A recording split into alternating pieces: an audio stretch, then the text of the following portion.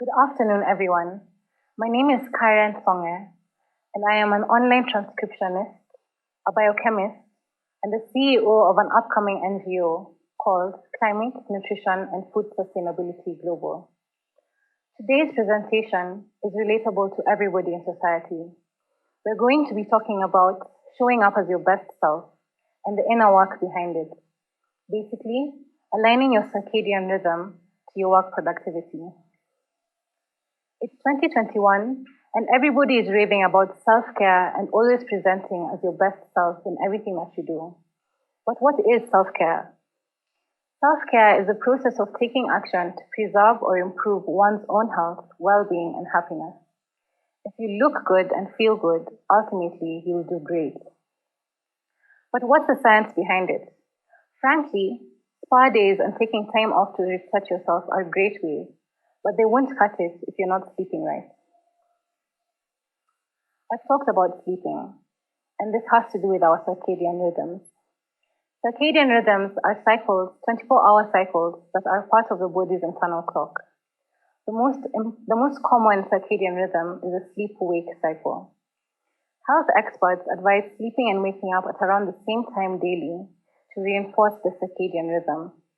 The outcome of this, our bodily functions and cycles operate efficiently, leading to a strong and energetic system. You may find yourself in whatever it is you're doing, whatever career you're pursuing, or maybe even as a student, constantly stressed, irritable, and tired. You're pushing yourself hard to make deadlines, to keep your bosses, your clients, or whoever it is you serve happy and satisfied. Perhaps you're burning the midnight oil, trying to stay ahead of the competition, and hopefully catching 2 to 3 hours of shut-eye before it's back to the daily grind, chasing that bread, as we like to say. These symptoms may be proof that your circadian rhythm is truly disrupted. Common circadian rhythm disturbances are caused by jet lag, night shift work, and/or exposure to artificial light at night. However, let's not forget that we're in the midst of a pandemic, and COVID-19 has led to its own sleep disruptions in and of itself. Data from a science article reported that among health workers, insomnia rates have increased by 34%, anxiety by 45%, and depressive symptoms by 50%.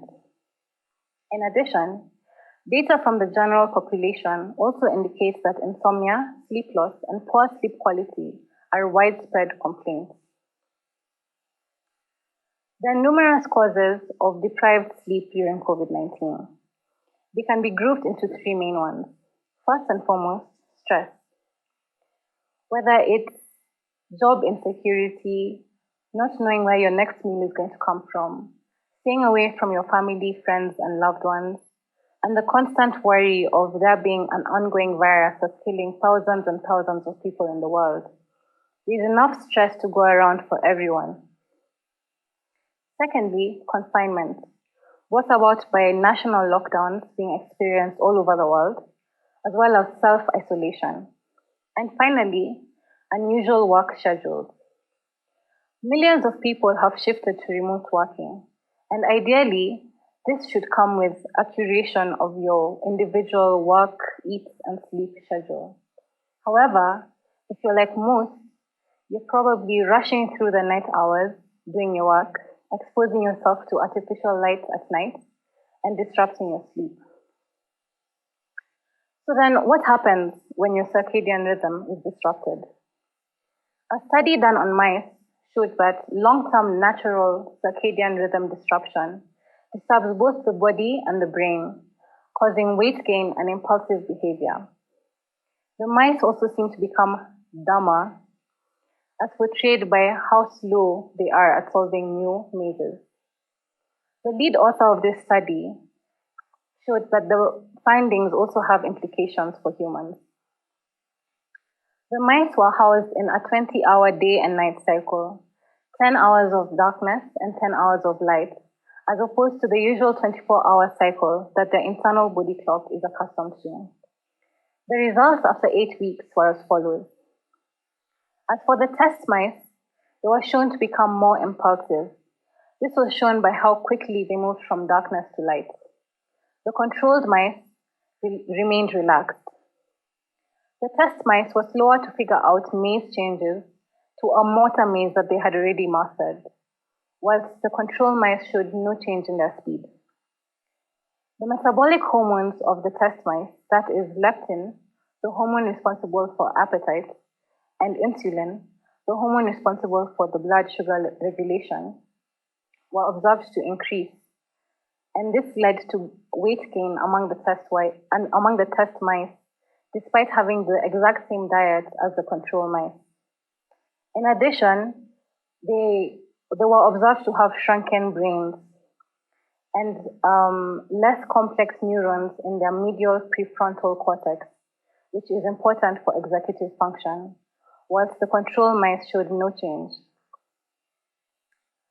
So if this is happening to mice, you can only imagine what's happening to us as human beings. If you think back, take a few minutes and think back to some time when you had a fixed schedule. Maybe now you're working remotely and you had a fixed schedule whilst you were working in the office, or maybe it was during your campus days or your high school days, or maybe even primary. Think about that time and compare it to now. Are you as productive now as you were then? Personally, in high school, I was juggling between maybe 7 or 8 different subjects. I had co-curricular activities. I was in the choir, I did taekwondo, and we did sports every other day, be it basketball, hockey, whatever the case. And we still remained top of our game in terms of our academics, and still managed to get at least 7 to 8 hours of sleep. And I can attest to the fact that although I used to complain a lot in high school about how tired I was, I am definitely more burnt out now than I was then. Similarly, I was talking to my friend the other day, and she was talking about how she spends maybe thrice as much time doing simple tasks like writing a memo or a report than she would take during her campus days. And as she complained and complained about her weekend concentration span and how and why she didn't understand the reason it was happening, I simply asked her whether she was sleeping well. Her answer was no. As human beings, our needs are insatiable, and thus our excuses are unlimited as to why we can't do one thing or the other. But if you really sit down and decide to think about it, if you're spending 3 hours doing something that you could be spending 1 hour doing, and you're spending 3 hours doing the same thing because you're exhausted because of not having a good night's rest, are you really losing any time by sleeping for longer and getting a good night's rest and keeping it consistent and working hard to maintain your rhythm? I mean, it doesn't really make sense. So then what can be done to improve our circadian rhythm? Because an improved circadian rhythm results in a healthier individual, a happier individual, and improved productivity. First and foremost, create a sleep schedule. Consistency is key in creating a sleep schedule. Whether you decide to be sleeping at 9 and waking up at 4, or sleeping at 10 and waking up at 5, as long as you're getting 7 to 8 hours of sleep. 6 is doable, 5 is far too little, and 9 is far too much. You have to wake up and do some work, honestly. Secondly, let's talk about catching some morning bright light. My favorite lecturer in campus taught us about sun gazing, which is basically exposing your eyes to the sun during the safe hours.